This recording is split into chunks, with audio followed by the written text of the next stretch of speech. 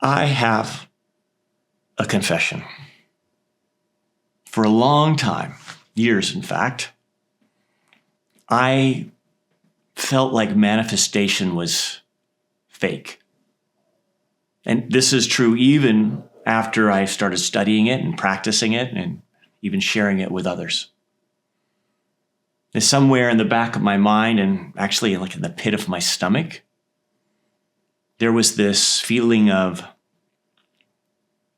doubt about manifestation being real. And that doubt, as we talked about in our last video, is a real problem as it relates to us manifesting the kind of experience we would like to live. Because my doubt in manifestation is actually my faith in manifestation not working. My belief that manifestation doesn't work. And as we've seen so many times, that the moment that the belief is populated into this realm of mental conception called imagination, our minds, that belief becomes the command for what manifests next. So if my doubt is causing me to believe that manifestation doesn't work, then I am manifesting the appearance of manifestation not working, even though that too is a manifestation. A bit of a double bind, in fact. And so I recognized early on that this doubt was a real problem. And so I did all the things that you're supposed to do, right? I meditated, I did affirmations, I journaled, I did vision boards, I studied. And yet, no matter what I did, I was still saddled with this nagging feeling like I was lying to myself. Like manifestation wasn't true. And so then the question becomes, what do we do? And here's what I discovered. It was the fact that the whole problem was created by me starting my manifestation practice in the wrong place. To say it another way, I built my manifestation practice on a faulty foundation without even realizing it. And that faulty foundation was throwing everything into question. Which begs the question, what was the faulty foundation? Well, it's the same foundation that almost all of us have. It's the worldview that we were raised with, that we were inherited, that we were taught, that says that we were born into a material world, and that material world, pre-existing before we came into it, needs to be changed through effort and through smarts and through hard work if we are to see the changes that we want to see in the world. It's in classical terms, they would call it the materialistic worldview. And don't think about it in terms of like, oh, that's a material desire, as much as it has to do with matter being the primary reality, with the notion that somewhere, somehow, along the line, matter bumped into itself enough times and in enough different ways that, poof, consciousness somehow came out of it.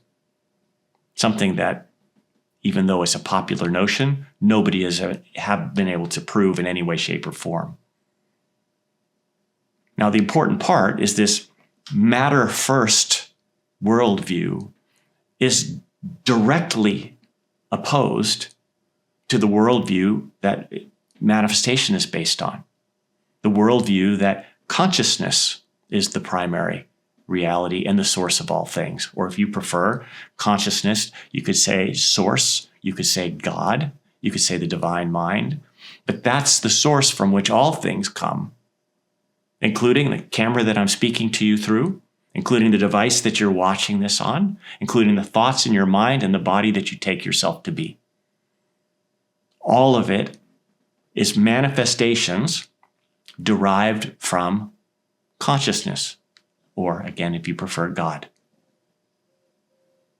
And unless and until we align ourselves, we align our understanding with that worldview, the one that's found in all of the scriptures, from the Bible to the Upanishads to the Quran and on and on and on, we're going to feel a level of doubt at best. Because that worldview, the material first, matter first worldview, is simply incompatible with the notion of manifestation. So of course you're going to experience doubt. Of course I experienced doubt. So what to do? Well, the first step is to put down all of the manifestation techniques. Maybe even put down the goals that you have for your manifestation practice, whether that have to do with finances or relationship or health. And start by building the foundation of a worldview that will support everything that comes after it. The worldview that sees clearly that consciousness is the primary reality, or again, if you prefer, God or the divine mind. And once the mind is recalibrated to be able to see that, it's from that place that manifestation flows effortlessly, without the doubt, without the worries, without the fears. Do that, and everything changes. So our work for this week is to take a long, hard look at what are our underlying assumptions and understandings and beliefs about this material plane, about its source, about how creation works. And the degree to which we find there's an incompatibility between how manifestation works and these maybe unexamined for many of us beliefs, that's where our work begins, in changing our understanding of how this experience is really created. So let me know how it goes in the comment. Of course, as usual, if you found value here, please like and subscribe. Share the video with anybody you think could benefit. And until next time, go have some fun.